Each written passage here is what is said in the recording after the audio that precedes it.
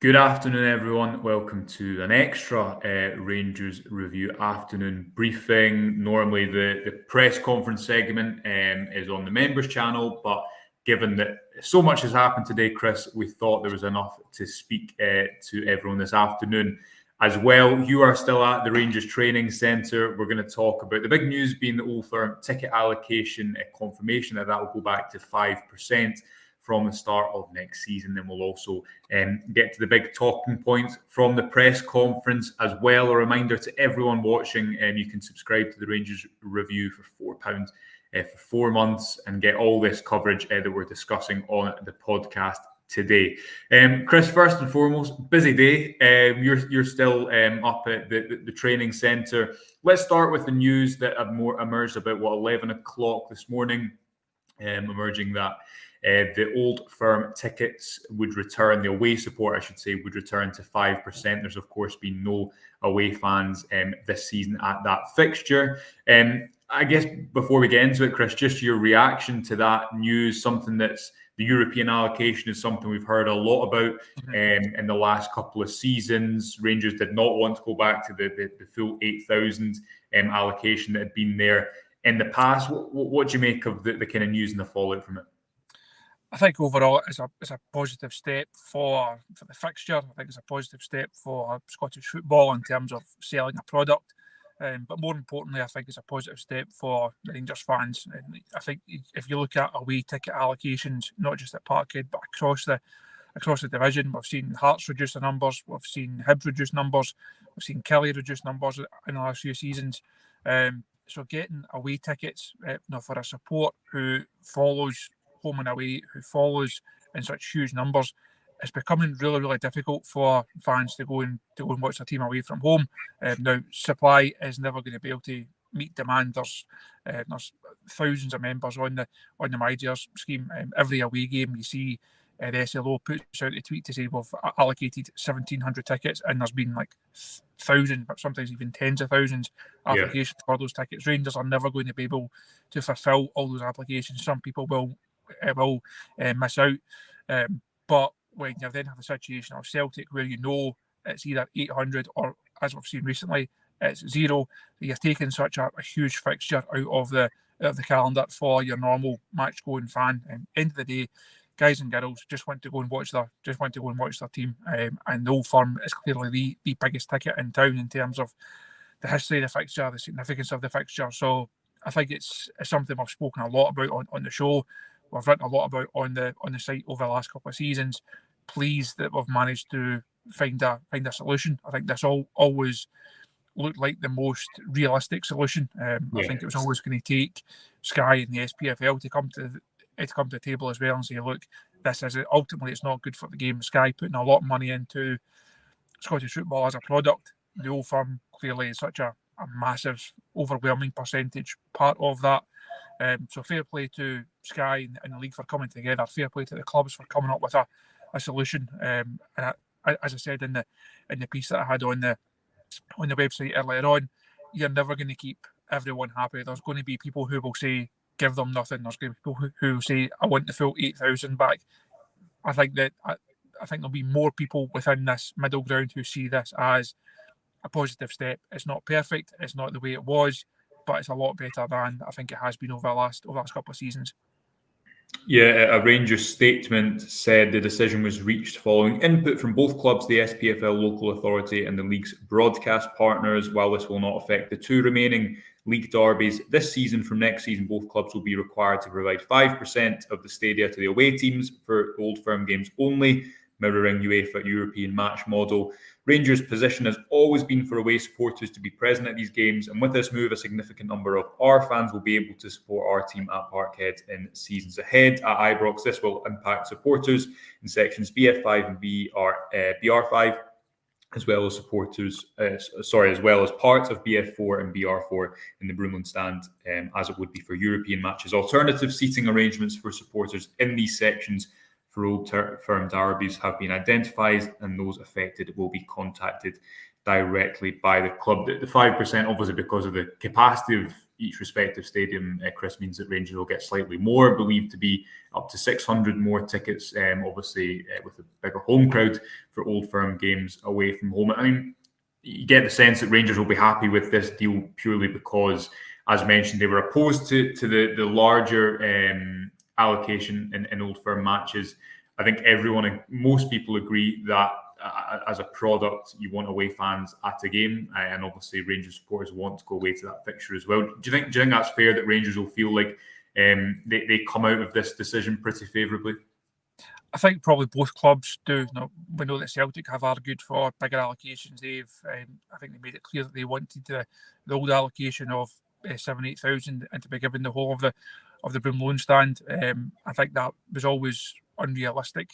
Rangers have gone about selling season tickets in that area of the stadium over the last few seasons. That is a major reverse to then get yourself back out of that situation. It comes at a huge financial cost as well. So I don't think that was ever a realistic option right now. Once the work on the stadium has been completed, the singing section's moved. We know there's been a lot of talk about potential expansion of Ibrox going forward. It may be something that in years to come we can look at taking it to a bigger percentage. But I think the 5% is fair for both. Rangers have been very, very clear over the seasons. They feel that away fans should have the opportunity to go to games. They feel that every fixture should have a home and away support in it. And I think it was at this time last year, there was made a case to the SPFL about it. Ultimately, they didn't feel they won in that situation, or they felt like they won but they lost, because it was agreed that 0% and 0 fans was not acceptable, but no actual figure was put on what then was an acceptable number of fans. I think everyone will see this 5% giving Rangers a decent allocation. It's, as I say, it's not perfect. It's not what it was, but it's a lot better than it has been previously. I think it can only be a positive thing for your match-going Rangers fans, and a positive thing for the game and the product as a whole. Okay, let's talk about the press conference. We have, I don't want to jinx this, but some positive Rangers injury news, all things considered, to discuss, which is not a phrase we've uttered much this season, Chris. Let's start with Ridvan Yilmaz, because I feel like that was a big talking point going into today's press conference. Clement said on his injury, it's not going to be long term. We are going to see next week. There's a possibility he can be fit for next week, but it's still a doubt. We will see next week to make more of an evaluation, while confirming that Ridvan Yilmaz, who suffered that injury away on international duty with Turkey, would not be in the squad for tomorrow's game with Hibs. And the other news, Chris, is that Abdallah Sima, Kieran Dowell, Ross McCausland and Dujon Sterling are all back in training and all in contention for tomorrow. Sima perhaps slightly earlier than some people expected. No Ridvan tomorrow is a blow, but the fact that he could potentially be back for next week shows this is not a long-term injury, and I think simultaneously it'd be a huge boost if you could get him fit for the Old Firm clash. And Sima being back for the game tomorrow, back in contention. Now, he's probably not going to start. He's definitely not going to start. But the fact that he probably will come off the bench at some point, and then we'll have another week's training under his belt before the Old Firm. Suddenly, with Todd Cantwell as well being back fit before the international break, the Rangers squad is starting to look that little bit stronger, isn't it? A very, very different situation. How many times have we sat in that press conference room and the manager had just rhymed off names of players who are not available? He was unfortunately still able to do that. Obviously, Cortez, Danilo, Ryan Jack not available.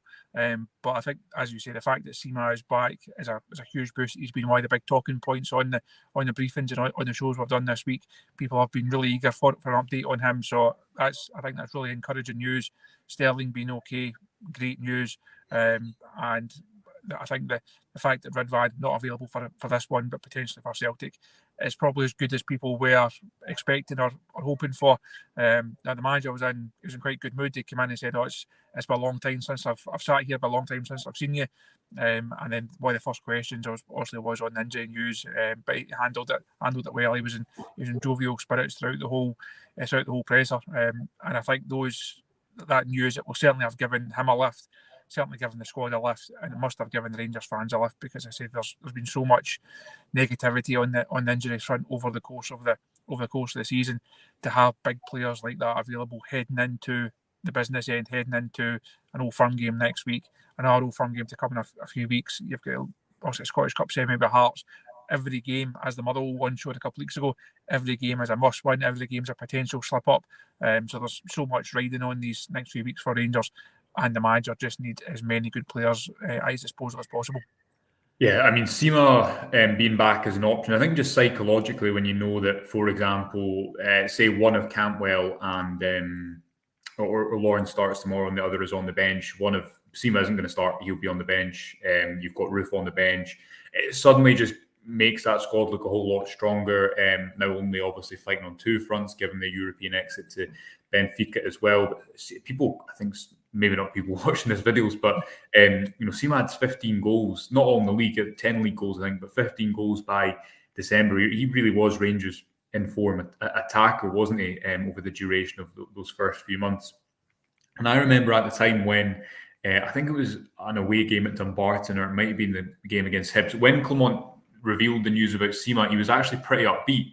And the reason for that, I think maybe in hindsight, was that he knew that it could have been more serious, but Sima was still going to be able to come back and play a part over the rest of the season. And the fact that he's now back for, I mean, what we're on, we're not even in April, and it looks like he'll play a big part between now and the end of the season. It seems to confirm that. Another player there's been a lot of talking points around is John Lundstrom. You asked the manager, the Rangers manager, about his contract situation. Some noises coming out of Turkey that was it I can't pronounce it, Trabzonspor, wanted to bring him in alongside Borna Barisic in the summer. The noises have always been about Lundstrom's contract, Chris, that both parties want that to happen. He wants to stay. His form under Clement means that Rangers want to keep him, but these things can take a bit of time. He's 29, so he negotiates this contract in a different position to when he arrived from Sheffield United a few years ago. But I thought his answer was interesting in relation to Lundstrom, if you want to just bring us up to speed on that. It's been, again, one of the main key talking points. I think myself and Derek did a couple of videos this week, and it's something that's always come up. And I had to say, look, there's been no update on it, but the situation, as you say, Josh, has been for the last few weeks. Rangers been very eager to get Lundstrom tied down on a new deal, and there've been nothing else to suggest, apart from those reports in Turkey over the last couple of days, to suggest that was off the cards. So I asked the manager, is there any update on a new contract? He said no, otherwise you guys would know. So I asked him if he's still hopeful and confident that he will sign. He says, yes, I am totally confident about that. There's a lot of love from both sides, so there will be a solution. So I would say that's a fairly positive update from the manager there. I think, again, as I've said over the course of this week, Lundstrom's contract is important for Rangers. It's not the be-all and end-all right now. There's so much else on the go. There's so many other things for the club to be considering right now. There's a lot of games to be played, a lot of big games to be played. So it's not the biggest issue that's in play at present. And by the sounds of it, it's something that will be resolved at some stage. And by the sounds of it, it'll be resolved in a positive manner from a Rangers perspective. Yeah, Clement also happened. You can watch the full press conference, folks, or read it in its entirety on the website and YouTube channel. But Clement also throwing his backing behind the news about the Old Firm allocation, believes it will improve the fixture. Obviously, he's only had one experience of no fans, which was in the Old Firm game away at Parkhead just before the new year. But I think his mood's probably reflected the fact, Chris, that he does have players to pick, as opposed to before the international break, when you looked at Dujon Sterling being out for that game, probably away at Dundee, and suddenly he just had literally no options on the wing. You're talking about playing Scott Wright, who for me, he's always performed better when he's not played isolated wide on the right hand side, and I think you saw that reflected in his positioning against Benfica. But he's not one of Rangers' first choice players. He's not a player you can, I think, really rely upon. And then Fabio Silva, who's been in really good form, but again, isn't an out-and-out winger. The options seem to look a lot better for tomorrow's game against Hibs. So we're going to have full coverage of that. You can keep up to date with everything that's going on, and it's been a lot today over on the website as well. Do subscribe if you haven't done so already, and help us keep supporting the channel and help us doing these videos as often as possible. Until then, thanks to Chris for joining me. We'll speak to all of you tomorrow as Rangers return to action. Enjoy your Friday night,